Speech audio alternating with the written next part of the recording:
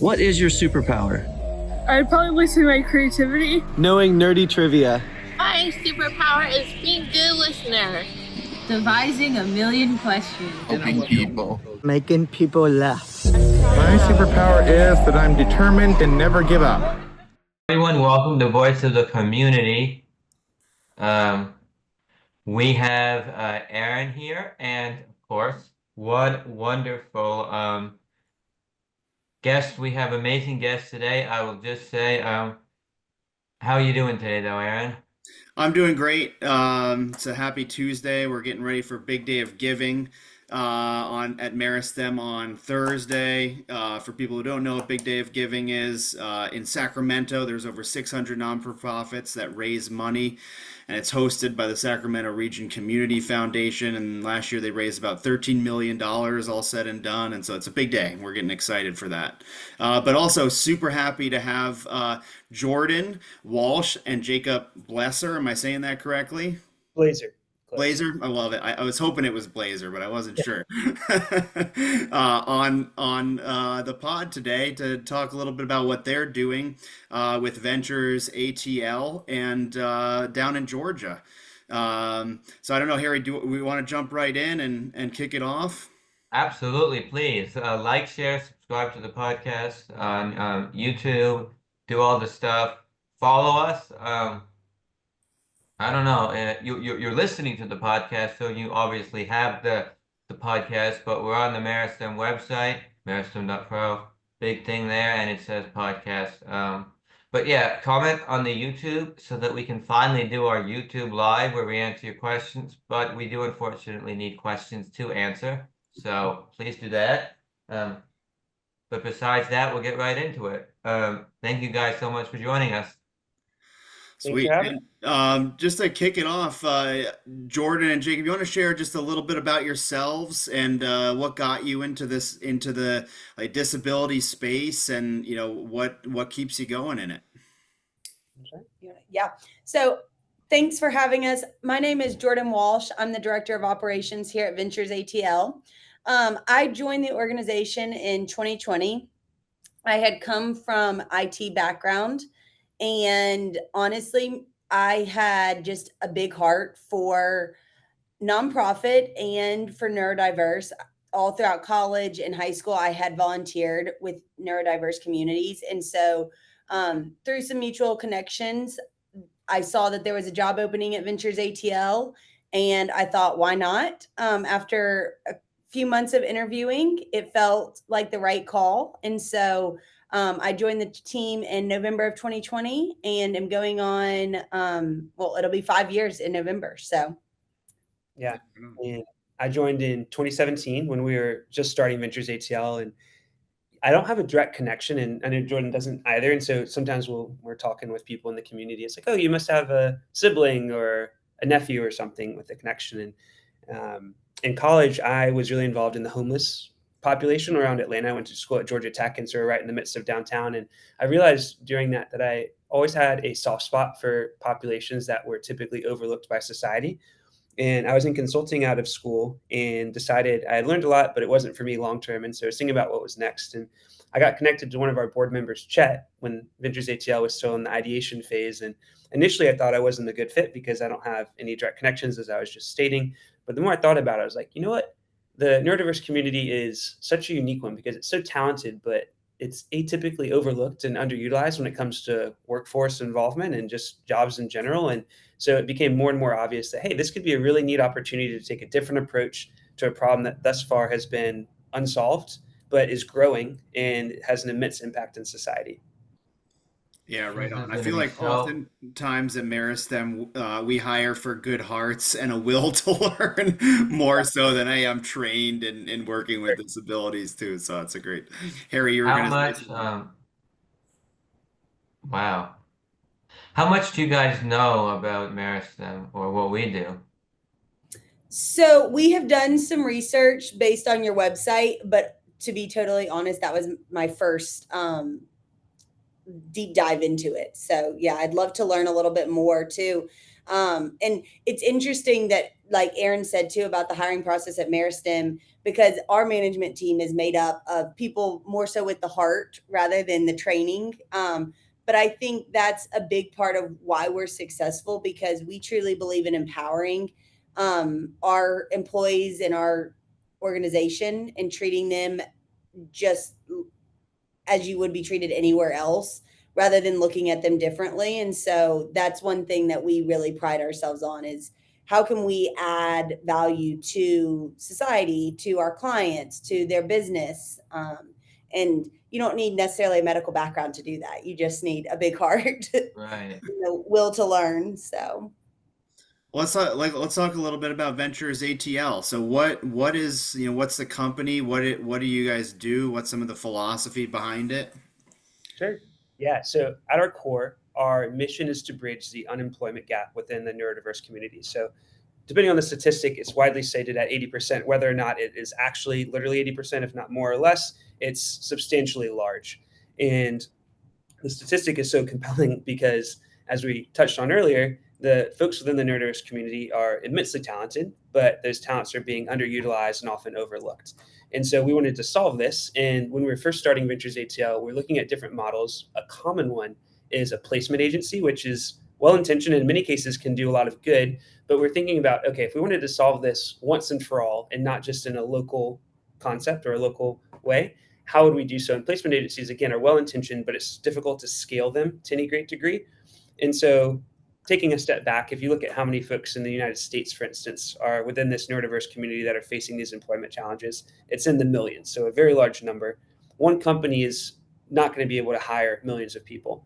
So that's not going to work. So instead, what we are aiming to do is to build a company that is so excellent in its operations, that does such a good job in providing value to commercial clients, et cetera, that we can serve as a shining light, a beacon on a hill for society and for other companies, that therefore causes a rising tide for society in general. So if we, in other words, if we can hire folks on the spectrum and do so well, provide so much value, and have such a compelling story in doing so, we can inspire many other companies that are much larger than us to do the same and to recognize the neurodiverse community as talented, but thus far overlooked, And more specifically to how we do that. So again, we're not a placement agency. We directly hire our folks. So we have a team right now of 23 employees that work in our Atlanta office. And our main goal is we want to align their skills and interests with needs of commercial companies. So we provide professional services, largely data-centric, but also BPO, which stands for business process outsourcing. And we perform a variety of projects or processes that our commercial clients, which are Fortune 500 companies, smaller companies as well, some private equity firms, that they're crucial to their day-to-day operations, but they ideally would have done by someone else for a variety of reasons that we can get into. But at its core, professional services firm that utilizes the skills of our employees to provide needed value to our clients. Yeah, right on. Harry, I know you got a question. Yeah, disability services. We know a lot about California. Describe the disability services realm in Georgia, like support services, what is available for people, et cetera, et cetera. Mm-hmm. I would imagine it's not too dissimilar from California. Obviously, states are going to have different programs from a government level, but at its core, there's a variety of different things that attend to folks within this community. You have certificate programs at colleges. Georgia Tech, for instance, has one called the Excel program. There's one at Kennesaw State, which is a smaller school in the Atlanta area as well. You have companies, Ventures ATL being one, but there's other ones within the state that are aiming to employ people on the spectrum or with other similar differences. You have a variety of social groups that try to foster connection, et cetera. There's some nonprofits, like Bobby Dodd Institute is a big one located in Atlanta that works on placing people or employing people and placing people, depending on the contract, to a greater degree. There's a great company we just had a couple weeks ago called Wonderfully Made that's just starting up, but they've already gotten great success so far. And they're utilizing people with special differences to make really tasty cookies. Variety of other things as well. Yeah. Yeah, the cafe is a popular business model, I think. Yeah, coffee shops, cafes. Yeah, Yeah, we have a cafe social enterprise, but in networking, I've come across maybe 10 or 15 different cafes that are supporting adults with disabilities for work. And then like from a business standpoint, the model is a business. So you run a business and you have employees. Like for example, Meristem, we get funding from state and or tuition to go through our program, and our programs kind of like help you develop yourself, and then you step into workforce and get an internship, and then hopefully we can find you a job in a company or something like that. But your model is just we're a business and we operate successfully, providing services. exactly. We like to think the secret sauce is the very aspects that qualify our employees' condition and cognitive abilities are what enable us to provide such a high quality service. Totally. Give us a little bit of a deeper dive into. So I know like Harry's in our work skills department, and a lot of times when you're working with an individual, you're saying, hey, what's your superpower? What are you 20% better at than anyone else that we know? And then there's the other things that like, how do you show up on time? Like, can you get hygiene together? Like, what happens when somebody says something that bothers you in the office and you feel like you need to blow up? Give us a little bit of a picture of how you like how you match up talents with some of the work that comes towards you, and then as a company, how you kind of successfully navigate the social or interpersonal dynamics that come up. Yeah. So we are a relatively small organization still. So with 25 employees, I feel like we know our individuals very well. So that helps us align both skills, personality types, just strengths and weaknesses when a new project comes in. Ultimately, our two main goals are we want to provide good work to our clients, valuable work to our clients, but then also we want our employees to be happy and succeed within their work. So, like you mentioned, that can look like multiple different. There can be a multiple um, components that go into that. So, we know, people who they prefer working with, who they may not enjoy working with. We try to accommodate as much as we can without while still keeping boundaries. But if someone doesn't, we overlook, like our office has large windows, so if you don't like heights, that may be something that bothers you. So we have some rooms that are totally like inner rooms, and so they have no windows. And then we've got some people who prefer to have headphones in and would prefer not to talk to coworkers, whereas others would like to chat all day. So we kind of, knowing their personality types, we can create those teams that work really well together. However, we also still like to push the boundaries to some extent to allow them to grow. So, you may not like employee A as much as you like employee B, but as in any traditional workplace, just because you don't like someone doesn't necessarily mean that you don't ever have to work with them or associate with them. And so we then kind of discuss what does that look like? How can we work together to ultimately provide the best value to our clients, even though these two coworkers may not get along the best, or they may not be each other's best friends. So I think our secret sauce, if you will, to that though, is just really getting to know our employees on an individual level, knowing their likes, dislikes, skills, strengths, kind of what makes them tick, how they're going to be successful. And so how can we foster an environment that really promotes that? Mm-hmm. Yeah, great overview. Two things I'll add to. In traditional workplaces, it's probably no secret that the environment is not set up for success for many people within the autism community. And so at its core, we're trying to create an environment that accentuates the superpowers, if you will, where it navigates, where applicable, the hurdles that have traditionally stood in the way for people. And so Jordan mentioned a really good point where sometimes we can work around and it makes sense and it helps employees succeed. It helps them avoid something that might be a sensory issue, et cetera. Whereas other times it might be a place that's a area of growth. So we want to push them gently into that growth area. And then the second thing I'll mention is when we're hiring someone, we can get into that of interest, but at a high level, we use this thing called a task challenge, and it's basically a diluted version of the project work we do day to day. And it enables us to use a filter to be able to bring on people that we're confident and comfortable with, that they could apply the skills they have to different types of projects we do. And therefore, anyone we're bringing onto the team is respectful of others, they're capable of learning, and they're enthusiastic and doing a good job. And if you give us those three wide raw materials, as a management team, we can almost always, if not always, coach them to be able to do the quality work. Yeah, right on. So what do we do about tough questions coming your way? But basically, Bring them on. we've all heard of that. What's that song about anxiety? Oh, yeah. Doja. Oh yeah. For those that know, but one thing that we deal with a lot is anxiety.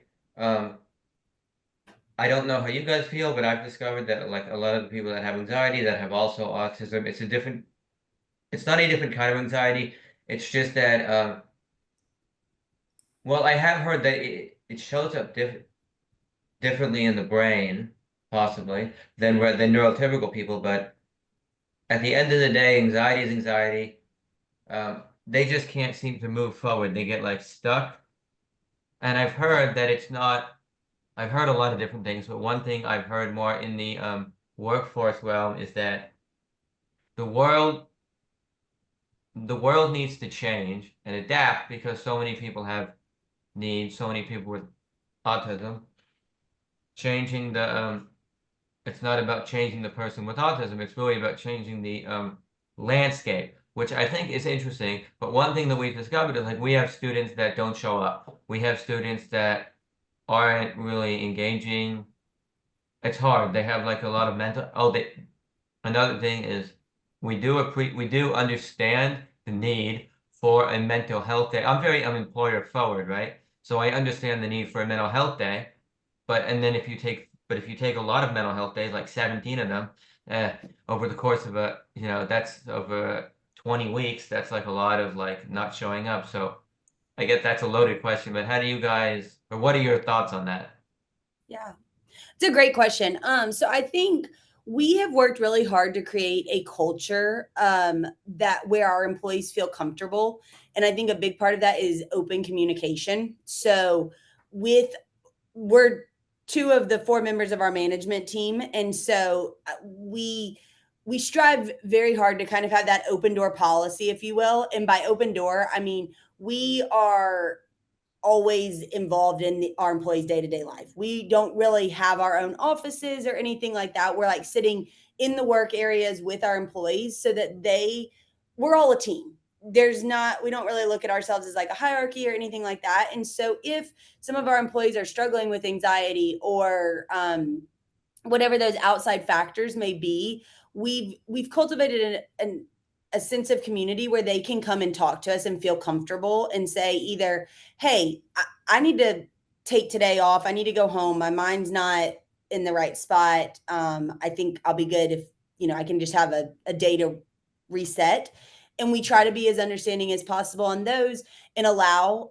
However, as we mentioned, we do operate as a business. So we do have deadlines. We have clients that are expecting us to meet project deadlines. And so we have to take that into consideration. And that's one thing, once again, I think our management team does really well when we're scoping out a project. We look at the skills and strengths of our employees and can say, okay, so-and-so will be really great on this project. However, sometimes they can get anxious with a strenuous deadline. And so we take all those factors into consideration. But ultimately, I think the biggest thing is open communication and just letting us know before it gets to a boiling point where we're exploding, because that can happen. And so we try to alleviate any stressors that may be happening in the office.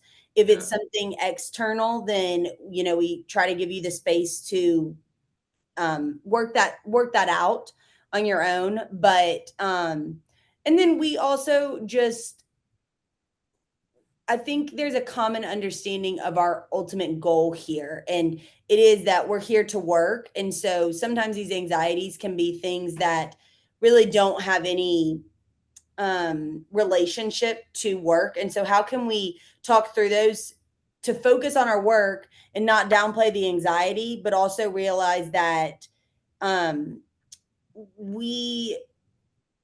we can have both. We can get our work done successfully while also still having this very real anxiety. How can we manage both so that we can provide for our client and meet those deadlines?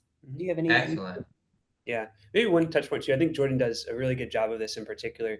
But whenever someone's dealing with anxiety, I think at its core, you feel like you're not in control. And with our employees, through a lot of investment day to day, we have demonstrated to them that we care a lot about them. We understand them. We understand their goals, what they struggle with. And so if you're someone dealing with anxiety, if you have a feeling that you have a feeling of trust that whether it's your manager or teammate or whoever is around you, if you have a feeling of trust in them, oftentimes we found that that mitigates that anxiety. And so almost by virtue of having a management team or a company in general, Jordan touched on the culture that is investing in them continuously, you almost buy the benefit of the doubt for when that anxiety strikes, that they'll trust you, that you have their best interest in mind, even if it seems like the way you're approaching it doesn't fix it right in the moment. That helps a lot. Yeah. And to that point, I think we talk a lot about growth mentality too. When those situations arise, that pushing through it can actually help us grow in the long run. It may be really uncomfortable during the season or during the episode of anxiety, but ultimately if we can push through that, that's going to help us grow and become the professional that we want to be. Love that. Excellent. You have what's your system? Because I know, and I probably even know the answer, but I'd love to hear it. You know, from your unique experience, drawing somebody with autism out or with disabilities out. Sometimes I think it goes both ways. Like one way, I'm like over social, and I don't know where my boundaries stop, and another way, like getting me to come out at all is really hard, and actually getting me to be able to identify what I'm actually feeling. Like, how do I name what I'm feeling, and then be able to learn how to over time communicate that? What are some of the like steps or processes that you use to build up that trust, to build up that open door communication? I just leave it there. It's a good question. It is. It's hard to, I don't know if you could give it like, hey, just do this 1, 2, 3 checklist. I think consistency is big. If someone sees that you're consistently on their side when things go wrong, when things go right, on good days, on bad days, if they see that, hey, this person is next to me, is behind me when I need to push, is leading in front when I need to be led, that consistency goes a long way. I think it's also helpful to summarize it as at least one way is consistency too, because as you just mentioned, some people have different challenges. Some people, it's really hard to elicit anything out of them. We certainly have employees that would fall in that bucket. We also have employees for another bucket you mentioned where it's they love to share and kind of overshare. And it's also interesting when you have a dynamic when both of those people are working together in an office. And so there's no like silver bullet, in other words, to be able to elicit and create trust.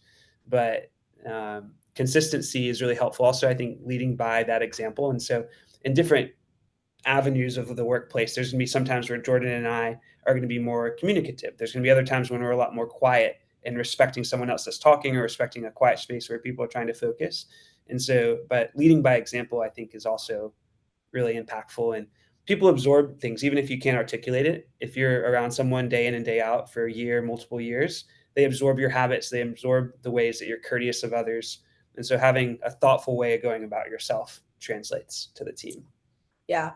And one other thing that I think is big is no one's ever gotten in trouble for sharing or not sharing, or if they have to leave work because anxiety is just taking over today, that's okay. We're all human. And I think just remembering that and encouraging our employees that like, hey, this is human. And we have some employees that are like, it's because I'm autistic, and I'm like, no. I also feel these things too. So it's not we're all human. We're all the same, and we're all just trying to make it, day by day, and just kind of leveling out that playing ground, I think really creates that trust and opens those boundaries. And like Jacob said, cheering them on in the big things, even things that are not related to work.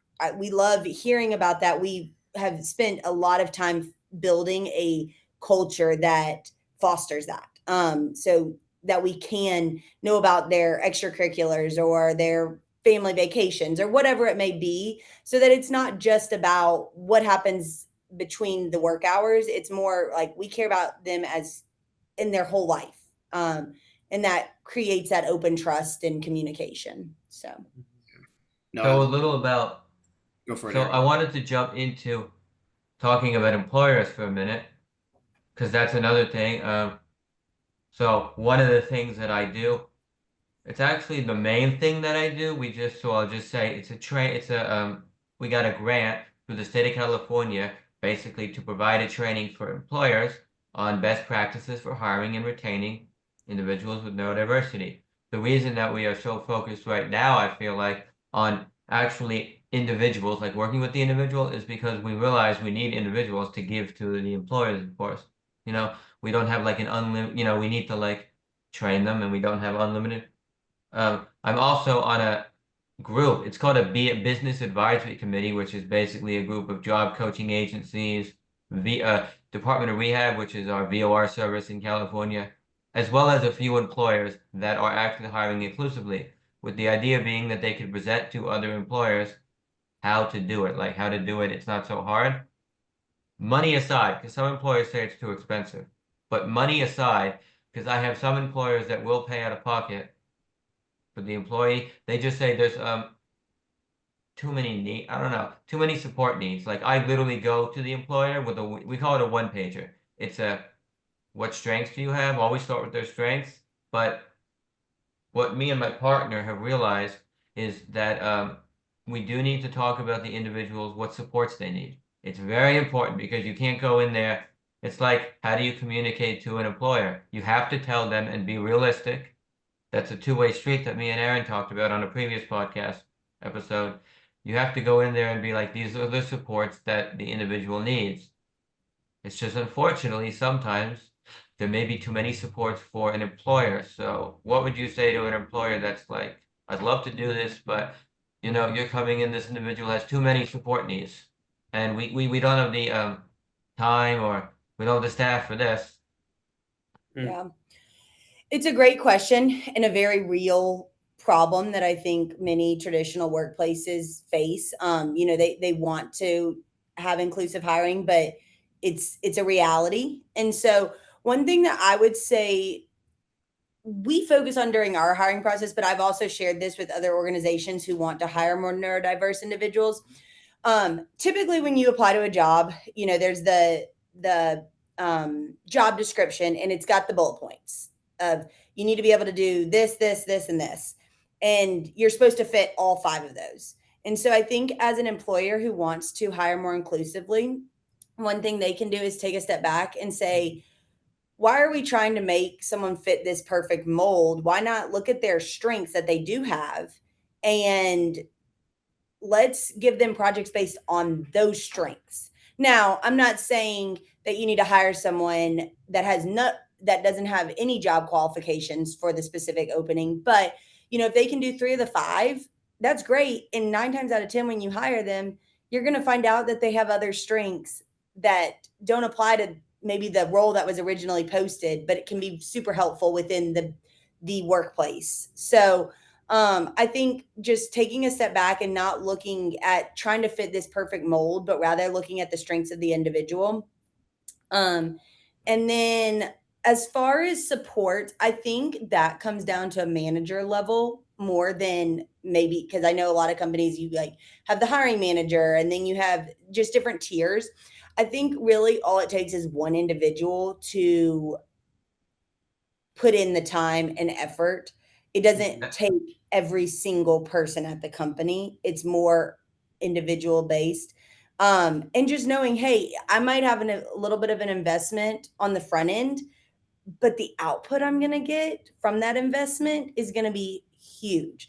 And that's one thing we even tell our clients when we're ramping up on new projects is you may spend a little bit more time with us as we ramp up, because we want to make sure that we've scoped out this project perfectly, that we've understand step by step so that we can communicate it to our employees. So you may spend a little bit more time, but the work product that you're going to get at the end is going to be great. And once we're ramped up, it's going to be more hands off for you if that's what you want. Mm-hmm. But you may have to put in a little bit more effort on the front end to get that, secret or that final product, if you will. Yeah.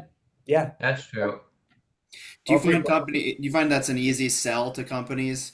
Because to me, like, I'm 100% in line with you in terms of like just culturally, socially, like there just needs to be a different mindset around it. Like what you just described, there can be a lot of benefit by just being willing to be open to make some adjustments to the way you operate a little bit.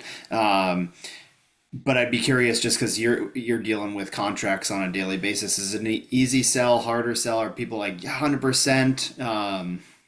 Yeah.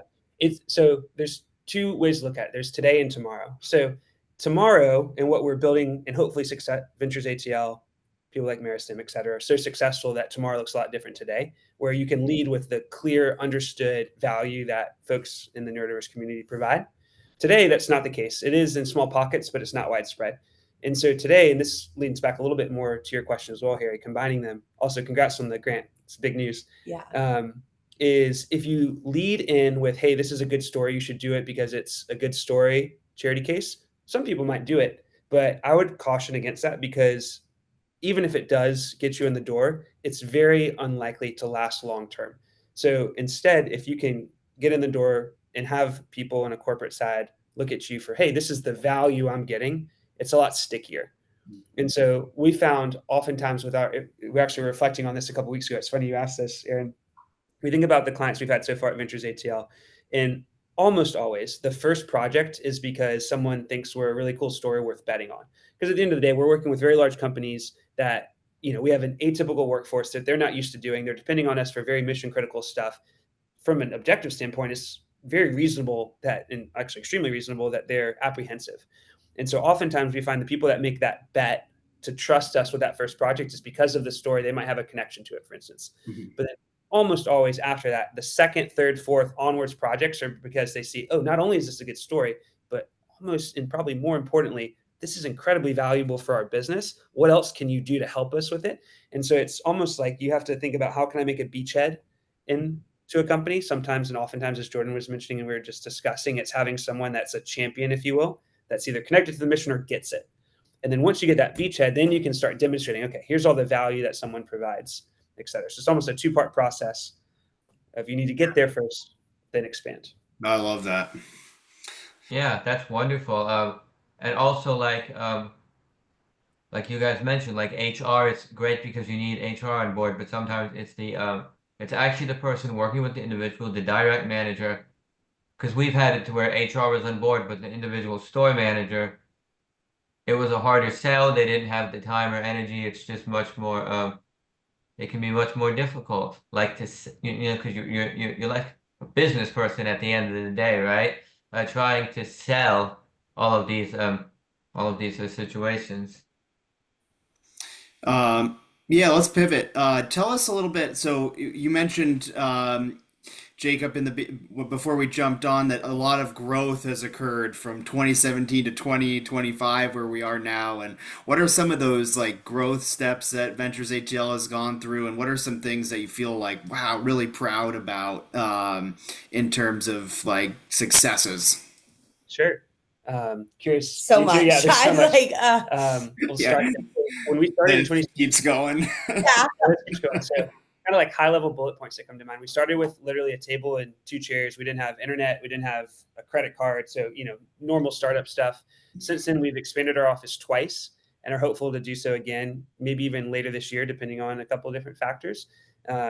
Having our first couple of employees hired, started with 2. We didn't have our third employee until almost a year later, and we didn't double in size again until almost a year after that. And then, slow but steady growth. Expanding the management team has been a big aspect too. The client names we're starting to work with. At first, we were with we really appreciate our initial clients, and a lot of them are still clients to this day, but a little bit smaller name. And as we've grown, we've earned the trust of some of the bigger names, and so a little bit of a validation check mark. And then honestly, and I'll pause here, and then I'm sure Jordan has some good ones too, but some of those kind of small, harder to quantify things, more of the qualitative, where you just pick up in conversations with employees that, I'll give you one example, was talking about how prior to working at Ventures ATL, they had never in their life felt that their opinion had mattered. And they had never felt like it's crazy to say that their life was worth anything until coming into a workplace like Ventures ATL, where they felt those things in spades. And so, our mission isn't to make people feel those things, but it is an understandable spillover benefit of what we're doing. And so those little things, you don't hear them every day, but when you do, it kind of reinforces and underlines the why of what we're doing and propels you to keep on going. Love it. Yeah. And I think all the milestones that we've hit as an organization are great and they're worth celebrating for sure. But kind of more what Jacob finished on, and you asked at the beginning in our intro, is like, what's our why? Why do we show up to work every day? What keeps us going? And I think for me, at least, that's more of the culture we've built here and the camaraderie between our employees, the personal success stories that we have those are what really resonate with me. And so, we've had employees that when they started, they lived at home and now they're able to live independently. We've had employees that have met their best friends and actually now are roommates. We've had people that have told us they are no longer, or they've overcome their fear of public speaking because of some of the different exercises that we've done here to build the camaraderie and to build friendships. The teamwork that we get to witness on a daily basis, communication with external clients that our employees are driving and succeeding at. Those are the things that I think really resonate. And when, you can't measure those as much, but it's just on a day-to-day basis, that's where I'm like, okay, this is big growth. We're changing. We might be changing the world on a small scale, but if everyone could just accept neurodiversity like this, can you imagine that rising tide, and how it would affect, traditional workspaces? Mm-hmm. So, and honestly, it kind of is the main compelling driver for why we want to grow. So it's not so we can just get notoriety for the sake of it, but if everyone could see, in other words, what Jordan and I see on a daily basis, the issue wouldn't exist because everyone would see the immense amount of value and just kind of general awesomeness there is to be had when you have an inclusive workforce that builds and benefits from the talents and skills and everything else that neurodiverse people bring to the table. And so our compelling reason for why we want to grow Ventures ATL, both in quantity of employees and also clients as well, is that we can enlarge the footprint we have and more people can take notice of the things we're benefiting or we're have the privilege of seeing on a day-to-day basis. Yeah. And one thing that really resonated with me is we have multiple employees who have told us that the best part of their days, weeks, are coming to work. How often do you hear that in a traditional workspace? Not often. Never. Yeah. And when we take time off for the holidays or whatever, if the office is closed, whatever, people are so excited to be back at work. And that is just the biggest compliment ever, because you don't find that often. That's very rare. And it also just proves to our clients too, our employees really enjoy doing these tasks, these projects, this work that may look daunting to them or may fall to the bottom of their to-do list. But we've got individuals with the skills and strength that thrive on it, and it gives them a purpose. And so, yeah. That's awesome.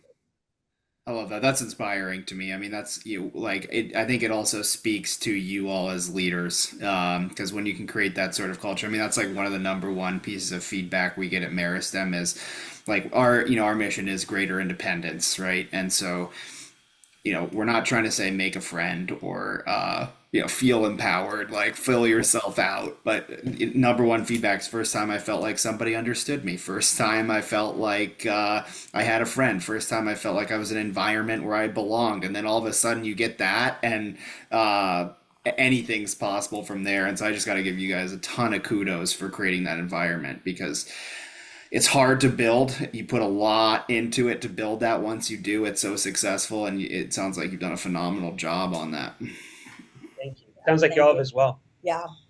Yeah, always striving, as we say. Yeah.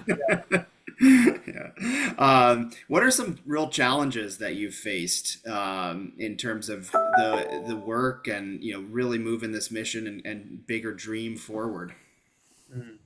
So it depends on what lens you look through at. So I would say our lens is quite ambitious, and so we're proud of what we've done, but we're always like, oh, but we really want to be there. And so it's not being grateful for what we've done so far and appreciative of everything that's been built thus far. But to that end, honestly, the main hurdle is broadening our client scope. And so finding new companies that we can provide work for. And as we were touching on before, if we just get that first project, it's a slam dunk. We have 100% retention of a first client becomes a multiple time client. It's just kind of earning that trust to have that first project and finding those spots. And to be honest too, the past couple of years have changed a lot of the type of work, or the landscape for a lot of the type of work we do. So for instance, if you look at AI, a lot of the application thus far has been in an automated capacity. So you take a process that's typically tedious and they automate it, which is awesome. And those things are things that we have done in the past, continue to do in some cases as well. And so it's evolving. We need to also evolve with the times of, okay, some of the things that are kind of simple data entry that are now very easily done at a very low cost, low friction solution with AI are not feasible for us to have a service line in anymore. There might be exceptions, there always are, but we need to evolve as an organization as well. So finding that sweet spot, we often term it as a wave, and finding where on the wave we can surf it is a key aspect in finding clients. And also the notoriety too. We feel like we're a great story. We think we're a great story. And so again, in all of this is in furthering of our mission of trying to bridge this gap of getting our story out there. And so we have another member of our management team, Gia, that's been doing a great job. We've kind of doubled down into our social media efforts the past couple of months. And so that's one example, but getting our story out, finding new clients, I would say are our biggest two. Yeah. So, I think it's very similar to the challenges Harry faces too. Like you said, it's trying to change people's perspective of the neurodiverse community and how they work and how they can add value and benefit to your organization. It's hard. Yeah. So what is like a three-way question. But first of all, like what are your top three biggest clients that you can shout out? Most clients we typically don't share publicly because we have NDAs with almost everyone. I'm trying to think if there'd be a couple. I'm hesitant to say, but one, Cox we can share. Cox is a large, I don't know if y'all are familiar, they're Atlanta based, but they're a private We have them company. in Southern California, but we're in Northern California. They don't exist up here, but it's PG&E up here. But we have them in Xfinity. But they're in Southern California. Yeah. Nice. There's a commercial real estate firm called Newberger Andes that we've done a lot of work for. There's a private equity firm called Rourke that's based here in Atlanta. They own a lot of the franchises you might go to on a semi-regular basis, food-wise. They have some other holdings too. Right. There's an insurance company called Keystone based out of Pennsylvania that does some great work. So what about numbers? How can you share how many clients you have? I would say a dozen to 2 dozen within the And kind of then what are your numbers for neurodiverse people that you work with? in terms of employees. Yes. We have 20 employees right now that are on the spectrum. Oh, okay. That's great. Thank you. Yeah. Important to say too, we have a pipeline of many more people that want to join us. And what are the ages? Are there age limits for that, or? It's actually a great question. So when we started, like opened our doors in 2017, we noticed it was on the, I'm going to call it younger side of, but 23-ish, starting around 23. And I would say it went to about 30 when we first opened our doors. Now our employee age ranges from, I would say the youngest is still probably about 23, 25. up to Late 50s. late 50s. Nice. Yeah.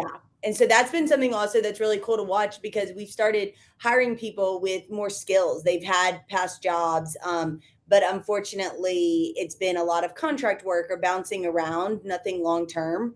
But this is the first time that they've held a position that's actually felt more like a career than just a contract role. And so that's something that it's been really eye opening too, because a lot of our employees now have families, they have children, they're married, it's just we have our employees have a wide range, and so it's also cool to see some of the younger employees look up to the older ones, or see, oh, just learn life advice from them, basically. So And do you have most of them come with a college degree, and do you hire people that don't have college degrees? we don't have a requirement for a college degree. However, most of our employees have a college degree or some sort of technical degree. Yeah. All And right. a lot of them actually have MBAs as well, I would say. Yeah. Or a variety of masters. Yeah. Yeah, variety of masters. But most have degrees, but it's not required by Ventures ATL to be hired. All right. Yeah. And it doesn't affect our hiring either. We're not more likely to hire someone just because they have a master's or even a college degree. Yeah. It's more of we're looking at the skill set they bring. And then my other thing is, though, do you go out there and find people with autism, or do people sometimes come to you? Because we have the whole disclosure thing, like someone's going to work for you and they don't disclose, and you have a hard time figuring out, but you seem like you're experts. You'd be able to, like if I came to work with you and I have autism and I didn't announce it, you'd be able to tell right away. How do you navigate that, though? Do you because you don't want to ask, you have a disability, but... So great question. I think so. Our website is very geared towards, we hire adults with autism or other neurodiverse. I saw that big thing on the homepage. Yeah. It's very, so it's very much there. And so I would say we attract neurodiverse individuals. However, we have also sought out we've done a few hiring campaigns where we reach out to schools. Jacob mentioned a couple earlier, like Georgia Tech has a great program. Kennesaw State has a great program. Some colleges in our area, we've reached out to providers and different things to help kind of build that pipeline. But we are at a point now where our pipeline has grown and people are really seeking us out, which is great. And now we just need the client work so we can bring on more employees, more neurodiverse employees. The good All right, problems thank to you. have, right? It is a good problem to have. It's a very good problem to have. So, yeah. And one thing too that I think you might find interesting, Harry, especially with your role. So when we hire, as Jacob mentioned, we don't look at necessarily I don't want to call them qualifications, because we do. We look at a resume, we look at what they're bringing to the table, but at the end of the day, our interview process is more skill-based than it is interpersonal. We know that that's one thing that is not always a strength for the neurodiverse community, and so we want to focus on what they can do rather than what they can't. Right. Especially when you're sitting in a room with people that you don't know. I mean, let's be honest, interviewing for anyone is nerve-wracking. So then if you have heightened anxiety, that's just even more nerve-wracking. So we do a skills-based interview, which really allows them to kind of open up and feel comfortable and be like, I got this. I can succeed at this. I know this. This is, I'm comfortable here. And then we go into that interpersonal more so. And some employees are open books and some are people of very few words, and that's okay either way. We can pull that out later. We care more about the skills that you bring to the table, though, than how well your communication is, I guess. That's wonderful. Yeah. So, yeah. I know we're coming up on time, but maybe just for the last two questions, what is the next? I see the big dream. What's maybe one next step that you're moving to take a further step towards that dream, and what would you pass on to other employers, just like, words of wisdom from your experience that may empower somebody to be part of that larger dream that you have? First one, second. Yeah. I'm like, there's so many next steps. Yeah. So we actually talk about this all the time, and we're like, okay, we're like really good at like dreaming big, but we gotta like put action behind it. So many next steps. So I think one of our big ones is really getting our name out there to engage with more clients. How can we build our client database? Because like we said, we have the client or the candidate pipeline. We have the resources that want to work, that are able to work. So how do we get more work for our employees and to continue building our team? And so some of the steps that we're taking to do that right now are a focus on social media. I think we're all well aware of how powerful social media can be when used proactively. It's essentially a free marketing tool. And so we're trying to take the advantages of that, whether it's Instagram, Facebook, LinkedIn, but just really try to reach a broader audience or people that may not know about us. The great thing about our business too is that we're based in Atlanta, but that doesn't mean our clients have to be. So the client pool is endless. I mean, anyone really, we believe, could use our services of some way. So just trying to get in front of those people, and how do we do that? So that's a lot of introductory calls. We're looking at some tools on how to build a pipeline that comes to us for not employees, but candidate, or sorry, I misspoke. Not employees, but client pipeline. So I think. And what about employees? Do they have to be on site, or do you offer remote work for them too? So we right now, all of our employees work at in some level in the office. Okay. We believe that if we hit all of our goals and milestones, there could be flagship offices of Ventures ATL everywhere. We believe it's a model that could be repeatable, and we would love to see that. We think that would be amazing. And so there's a lot of benefit to our employees being in the office. It's not 100% a must-have, but like we said, the culture is huge here. And so that alone, I think, is a big factor of being in the office. But then too, the support that they get from the management team. Typically, if someone has a question, 9 times out of 10, that means someone else has that same question. So being together in a room, being able to work hands-on and like learn from each other. And we see a lot of value there. So we do have one fully remote employee, but our typical model is that all employees are in the office in some capacity, whether that's a hybrid schedule or something. We just see a lot of value and benefit there. That makes sense. Yeah. We do have to wrap up here, but do you have anything else to add before we? Yeah, Erin, your second question I'll touch briefly was advice for people in a similar space. Yeah. Is that right? I would say it's a massive problem. If I had to, I know we're tight on time, so if I had to give you one piece of advice, it would be to simplify, and focus on one thing. Because there's a lot of things that need to be done, but if you try to do everything and you try to overcomplicate it, you're inevitably not going to succeed. And if you can do one thing really well, then you're going to make a huge difference.